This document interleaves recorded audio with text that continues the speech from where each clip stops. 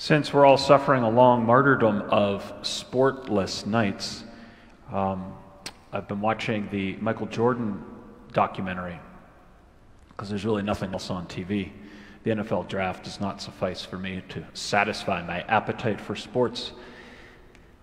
And one of the last episodes, it struck me that the whole turning point for the Chicago Bulls, which I think would go on to win 6 championships with Michael Jordan, was they were playing Detroit, and for a couple years in a row, Detroit, which were called the Bad Boys, just kept beating them up. And every time Chicago got close to winning, they would lose. So finally, after 2 or 3 years of this, there was this last game against Detroit. It's Detroit and Chicago. And Detroit does their typical thing. They're beating the heck out of the Bulls. And at one point, one of the iconic Detroit players takes one of the Bulls players, Scottie Pippen, and basically throws him into the seats. Blatant foul. Typically what the Bulls would have done was cried to the refs, try to punch back a little bit. And what Scottie Pippen did there was he just stayed there. He didn't fight back. He finally cleaned himself up, made his free throws, and they kept playing on. He didn't give in to the craziness that Detroit was trying to pull the team down, because Chicago knew that they were more talented than Detroit, but Detroit had this mental thing that they could just get inside the brain of the Bulls and get them off their game. And from that point on, they went on to win 6 championships. It was not the only thing that was the turning point. Obviously, they were helped because they had Michael Jordan, the greatest basketball player of all time. So there was other reasons that the Bulls would go on to do that. But it struck me that that moment, the reaction of the team was to let's just keep staying on our game. And when you look at what's going on in our church today, and maybe where we all are too, it's good for us to stay on the game that God gave us, to stay on our mission. And how important it is for us to be more fired up today than ever before to go to confession.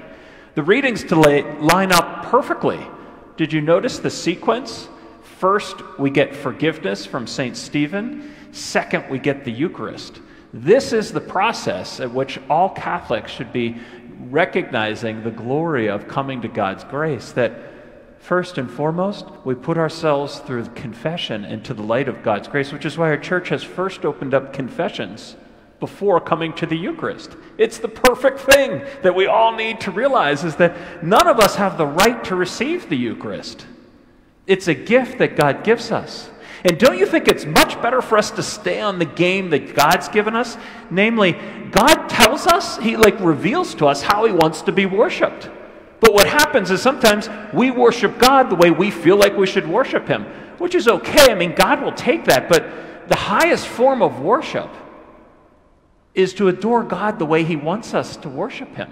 I mean, He's God and we're not. So the last time I checked, whatever He's asking us, whatever He's revealed to us through His church, that's what we should be doing. And that's what's so great about confession. It gives us a chance to kneel down, or to kneel down in our hearts, because it's hard to kneel down out on the cement, but to come with our hands open to God's grace, saying, Lord, here are my sins now. In exchange, I need your merciful love. And it's in that merciful love that the conduit of the Eucharist can be opened up even greater. And so there's no doubt that you hear the news of, okay, maybe we're going to be allowed to actually go to a hospital and get other types of operations rather than just COVID-19 stuff. That's a good thing. That'll probably help our community. And there's all these other little things, the red light, green light game. I remember in my grandmother's house, we used to play this game. It was a long kind of corridor in the living room, and one person would stand here and he'd turn his back, and then they'd go green, and everybody'd start running, and then boom, turn around red. And if they caught you running, you got to go back to the beginning. I feel like we're in that game right now with Governor Wolf, where he's like red, green, red, and then we're trying to figure out where. So it doesn't matter. What God reveals to us is that we have this great grace of our sacramental life of the church, and little by little, the Lord's blessing us with these graces. And so I hope that today, we have so many cars in our parking lot up here that we don't even have enough room for all the confessions. Yesterday we started, and it was good to see the trickle effect of people coming back to confession. And now I hope that these next, especially this fortnight of fighting against sin, it's much better than like a lockdown against the coronavirus, is to come and to receive the God's grace. We have 2 priests here and 2 priests at St. John the Baptist from 4 to 6 every night except Sunday night over these next few weeks. So I hope that all of us can take advantage of that. You know, we're wearing, I think this is red today because of St. Peter Chanel, and he was a French guy around the early 1800s, and he had this dream of being a missionary. And when he was headed there, like a year-long boat trip, he got to one of these islands, and the bishop was like, okay, I'll be back in a couple months. I'm going to drop you off here and another one there. And I think the bishop got distracted or something, so 5, 6 months turned into about 5 or 6 years.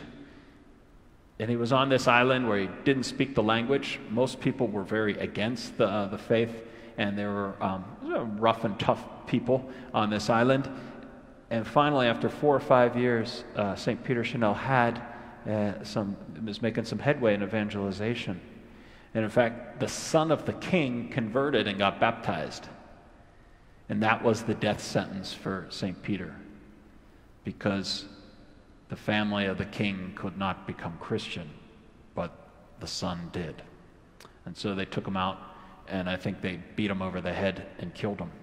And one of the things St. Peter said as he was dying, or the day before his death, is that you can kill me and my ideas might float away, but what I rest myself on is the revelation of God. And that you can't wipe away. And that's the whole idea of our parish, is to rest on God's revelation, the way he wants us to worship, the way he wants us to come to his Son. And when we're in that tunnel, when we're in that vision, that's the way in which our church can continue to grow. So let us pray for the courage of St. Peter Chanel, the courage to come to the Lord's mercy so as to one day receive the Eucharist.